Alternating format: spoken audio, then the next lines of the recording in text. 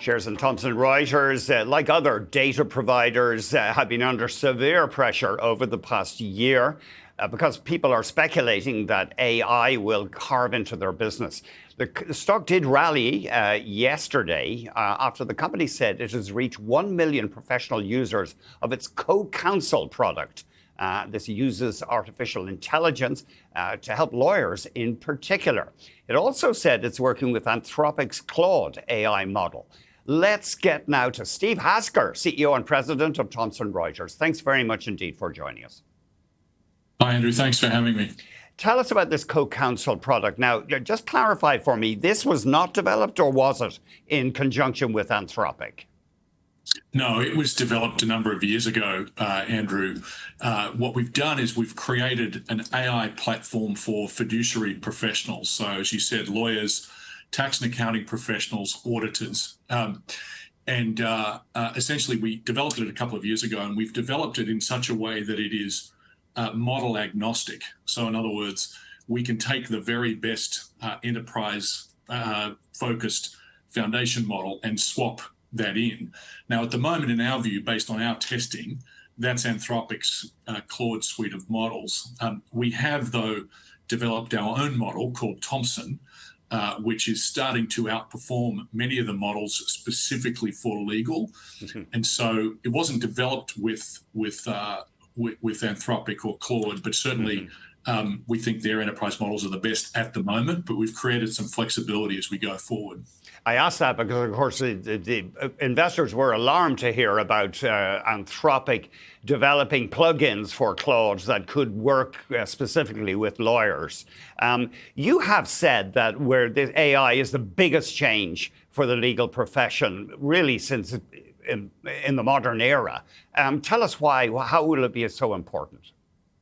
Yeah, I mean, the legal profession, sort of in its current form, I think is probably 3 to 350 years old. Okay. You know, it was sort of started in the tea houses in the city of London all those centuries ago, and it sort of fundamentally hasn't changed all that much. Certainly, word processing technology and e-discovery and other things have made some differences, but in our view, this will enable lawyers to be this being AI, will enable lawyers to be very, very significantly more productive. And I think what investors missed with the sort of Anthropic announcements and some of the moves of the foundation models is at Thomson Reuters, we serve fiduciary professionals. And I think we have to distinguish, and investors, you know, I don't think have done this yet, between sort of knowledge workers, so that's general office workers at one level, professionals, so whether that's salespeople, communications, marketing, architects, whatever it might be, from fiduciaries. Fiduciaries, being lawyers, tax, accounting,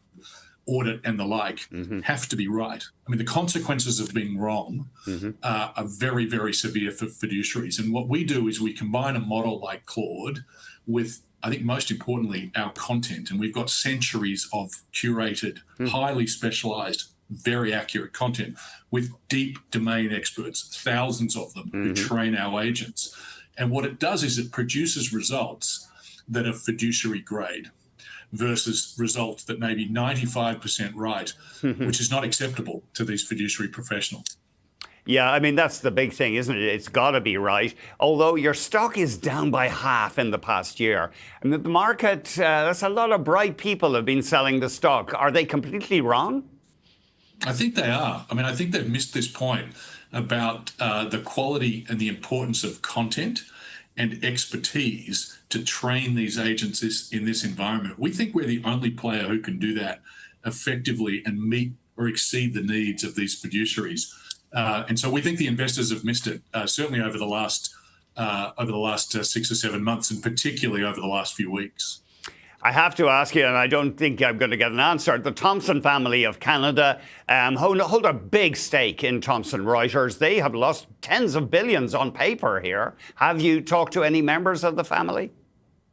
Yeah, we're in close contact with the family. I mean, bear in mind, in the prior 6 years, the stock rose from $65 up over $200. So net, it's been a positive trajectory over time, and we have every intention of arresting the recent decline and getting back to those levels, and that's what we're laser focused on doing. You've been on something of a PR campaign this week, or at least you're out there telling the street and the media, hey, we're fighting back here, and this threat is exaggerated, in your view. It certainly is. And, while we don't like to see this sort of pressure on the stock price, the business continues to perform. And as a team, we are laser focused on getting back to where we think we need to be and deserve to be. You have this hoard of legal data, and as you say, it goes back centuries. You ingest tens of millions of legal documents every year. So is that proprietary, or can other people get at it? No, it's proprietary. Essentially what we do is we take many, many different sources, including court records and all of the sort of case law in jurisdictions across the world. We ingest that, but most importantly, our attorney editors, and we have 2,700 of them on staff, spend all day, every day interpreting those findings, dissenting opinions, figuring out which cases are relevant precedent, which aren't. And then in addition to that, we have many hundreds of practical law editors who are creating the best version of a particular draft, the best clause, the most specific IP for legal practice areas. So sort of that which is publicly available is a starting point, and it's an important starting point, but it really is the value add that our talented staff members add. That's what makes the difference, and that's what delivers the accuracy and the depth of expertise. You do have competition coming at you, though. LexisNexis, your arch rival, teamed up with a legal startup called Harvey. I know you've said there are frothy valuations in these AI spaces, but you do have competition sniffing around.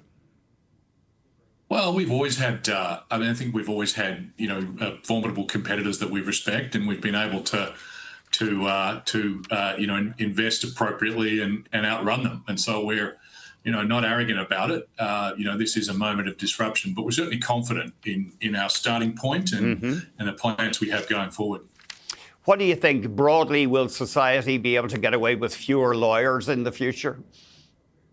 Well, the first thing I think is that this sort of tech disruption will be no different than prior, whether that was the sort of steam engine, the combustion engine, factory automation, the internet, cloud, mobile, social. All of these things have created a spike in standards of living, improvements in standard of living, and a spike in legal activity and demand for high-end legal services.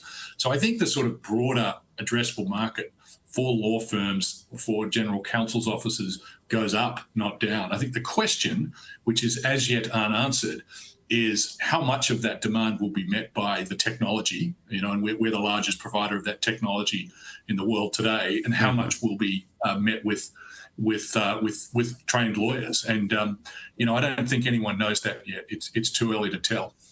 Thank you very much for joining us, Steve. Really appreciate it. Steve Hasker, Thanks, CEO and President of Thomson Reuters.